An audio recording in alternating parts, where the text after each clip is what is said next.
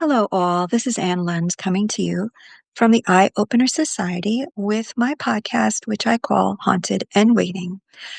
You can find other ones of my podcasts here on hauntedandwaiting.blog or here on the Eye Opener Society.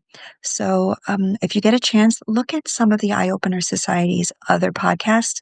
If you're into alternate ways of looking at the world, this is the place where you want to be. And my specialty here on this venue is the paranormal, most specifically ghosts. Today's topic is phantom cries or phantom wails. And I'm going to start off this podcast basically by, as I always do, telling you a story that I've had with phantom cries or phantom wails, my own personal situation, and as well as go over some famous cases, as well as some science or explanations for what a phantom cry or a phantom wail could be, or the reasons for it. So, what is a phantom cry? Well, let's start off. A phantom cry is basically what it sounds like. A cry or a wail or some sobbing typically comes from a child or sounds like it's coming from a child or a woman. On occasion, it's also a man, but more specifically, it's often children and women. And you'll hear this cry or this wail or the sound of distress when there's nothing there that could have caused it. And this gives us an instinctual response. It's terrifying because it's somebody in pain. And when we're hardwired that when we hear somebody in pain, it triggers some kind of response in us and it makes us scared, want to help. But when you can't see the cause of it, it's worrisome and it just makes it very eerie and chilling. So, by the way, if you hear snoring on the side, it's my dog. So I apologize for that.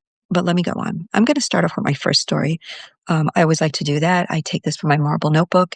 If you have a chance to look at my other podcasts, I talk about my marble notebook. It's full of stories that have to do with ghosts or the paranormal.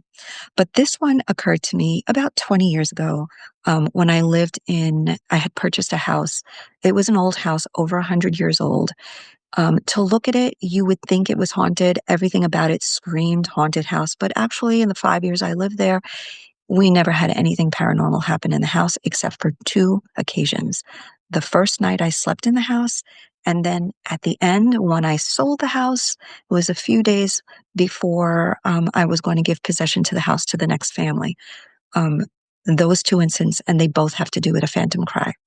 So that house, I was told, was owned by a very rich family, and it was their hunting lodge. It's a beautiful house.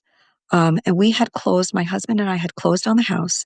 And the first night, it was in New Jersey, and my children were back in the city. We were living in the city. We left them in the city with their grandparents, and my husband and I, after closing, spent the night in this house. It was vacant. It had no furniture, obviously. We slept on an air mattress in what would have been our bedroom. Middle of the night, we were both woken up. So I'm going to repeat this. We were both woken up by the sound of a crying child. It was very unsettling. It was very clear. So we got up. We were totally freaked out. It sounded like it was coming from the upstairs. There was a thin staircase that led to the top floor, which we were told was an attic, but at some point it had been a servant's quarters. So there were two bedrooms up there, but it was in essence really an attic. We were going to use it as an attic. We go up to the two bedrooms that were upstairs. We could hear the crying. It sounded like it was coming from the bedroom on the right. We walked in there, but we couldn't see anything. We were so freaked out. And then it disappeared. So, and it never happened again. And the whole time we lived in that house, it never happened again. It was the butt of jokes. We told people, nobody believed us, so on and so on. Well, anyway, the house went on the market and I had moved to a new house 5 years later. My boys and I would come every day after work, and we would get boxes of stuff and transport it to the new house. So this one particular day, my younger son, who was about 4 at the time, had asked if he could go up to his room and pack some toys. Of course, I said yes. I was in the kitchen packing up kitchen items. All of a sudden, he comes down and he says, "Ma, I hear crying upstairs. Something's crying upstairs." And I said to him, "It's probably your brother." They're brothers. They joked around. The brother was older. He was about 9 at the time. It's probably your brother. Ignore it. Go back upstairs. Pack your toys. He did as he was told. He went upstairs. A few minutes later, he comes down. He goes, I don't think it's him. I hear crying. It sounds like a baby. I'm telling you, I hear crying. I started to get annoyed because I was packing things. It was a very frustrating time. We were kind of like living out of suitcases. I sent him back upstairs. He goes back upstairs, comes back down. Now he's telling me it sounds like it's coming from the attic. It's coming from the upstairs. Well, the attic we had converted it to an office, so he said it sounds like it's coming from the office. I was annoyed at this time, and I said, "Listen, it's your brother. Don't worry about it." So he just sat on the steps and he refused to go back upstairs, which I thought was kind of strange.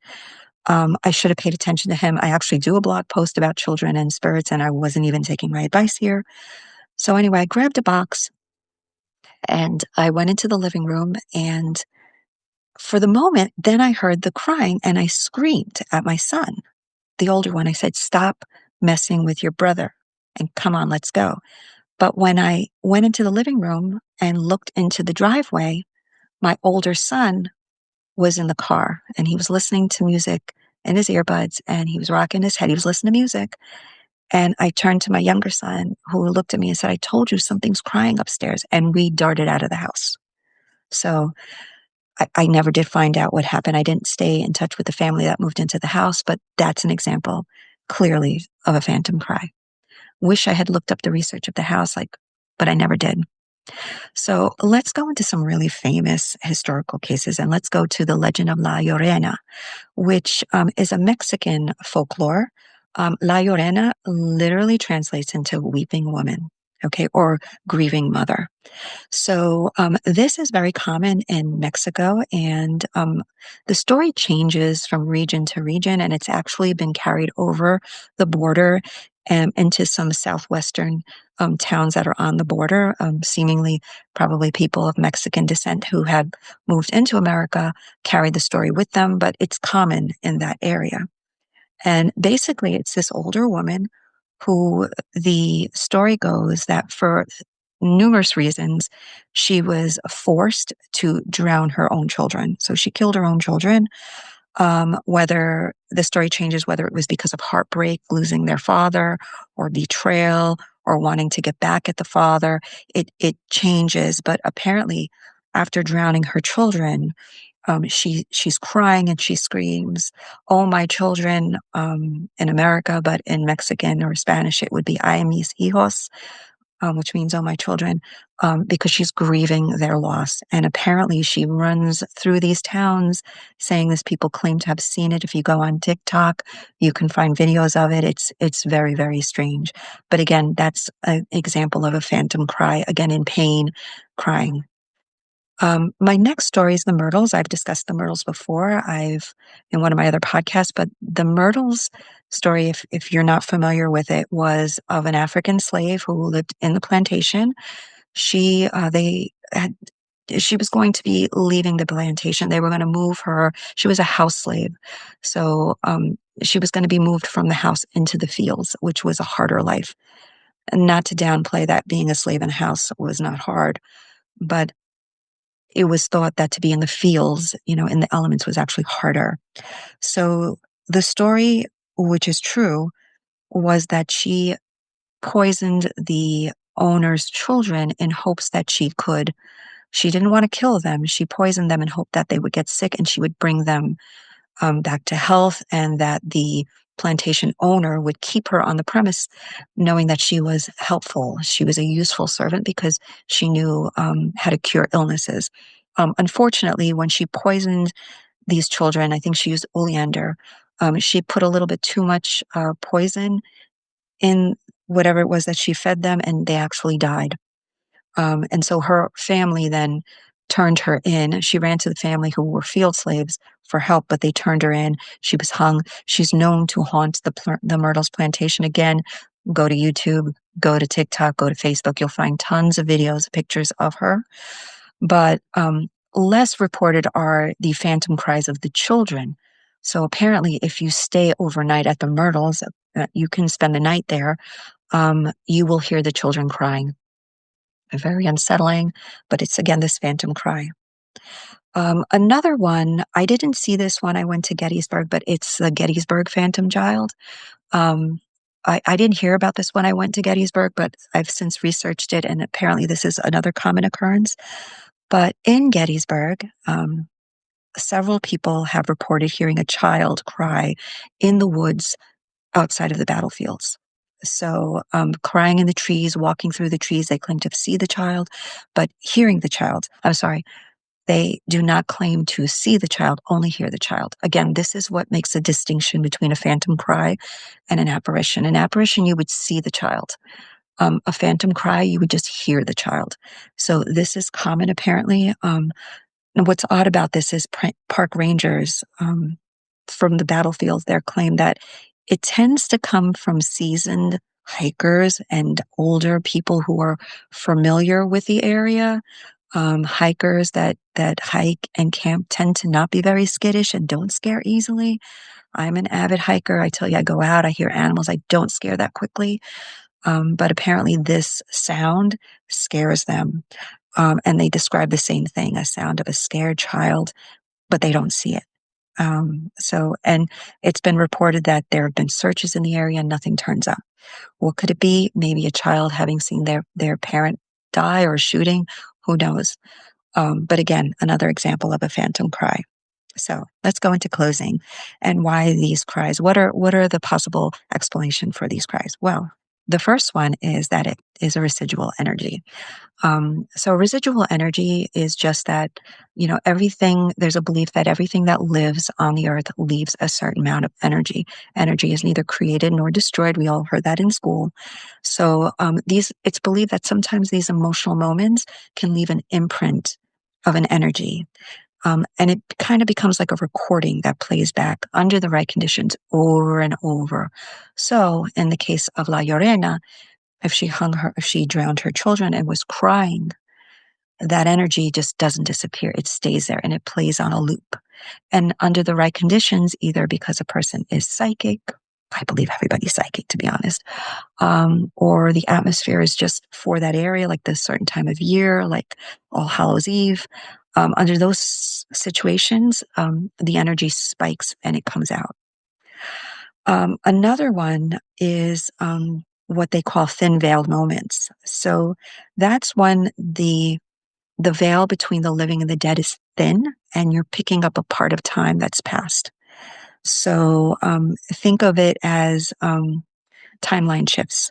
So, a lot of people believe, I generally don't believe this, but if you listen to Sunset Child's podcast, Gary also has mentioned, alternate realities or overlapping realities. Sometimes, well, some people believe that time exists on the same plane. There is no past, there is no future. It's all happening at the same time. And so, in these thin veil times, um, this situation, as an example, with the Myrtles, children crying, it could be happening what we would think of as right now. It's just on another timeline. It's happening right now, and the veil is thin, so we're experiencing it right now. Another thing it could be is just a spirit communication. So the spirits passed or had such a traumatic experience that they want to let you know. They want to let you know, hey, I drowned my children and I'm grieving it. Or, hey, we're being poisoned and we're dying and we know our caretaker, the slave in this house, did it. Or in my case in the house, maybe a child did die there and it's just kind of wanting us to know, hey, I died up here. So an intelligent spirit. I don't know. I tend to believe this one out of the others. And then the last one, and we gotta love our science people, right? The ones that make fun of the people that believe in the paranormal. And it could be um, a misrepresentation of what you're hearing. So in my case, with the child, it could have been a squirrel. And my mind interpreted it as a child. There was no squirrel up there. I could tell you that much. We tore that attic apart. There was no furniture up there. There was nothing up there. We opened the windows. It was not coming from the outside. It was coming from the inside. So, or it could be something called an auditory pareidolia. A pareidolia is, and we've all seen this, you look at a pattern in a wall and it looks like a woman. The most common ones are a pattern in a tree, they say looks like the Virgin Mary, or a piece of toast might look like Jesus, what have you. But that's a visual pareidolia. An auditory pareidolia is you hear a sound and it sounds like something else. So the most common auditory pareidolias come through, you'll hear there's a fan, and through the fan you might hear people talking, or the air conditioner's running and you might hear music. Very, very common. And so the scientists, and I hope you're there and you can rebut this for me, will say that this was an auditory pareidolia. Not that I'm lying or these are lies, but that there is a sound and our mind is filling in the blank by giving it a pattern. So, in closing, I'd love to hear what you think. Please comment below if you're listening on YouTube or any of the other podcast venues that you might be listening to. Or you can go on my blog, hauntedandwaiting.blog, where I will have links to these stories, some history, or other explanations where you can research on your own and comment there. I'd love to see you there as well. So, in closing, and to the scientific community, when multiple people hear the same thing at the same time, I am going to think that there is actually something there and that no quote unquote natural source can explain it, and that it is actually paranormal. And that distinction between psychology and paranormal can become razor thin when you think about this. So, in closing, thank you for listening, and I hope to hear from you, and I hope you will come and listen to my next podcast very soon.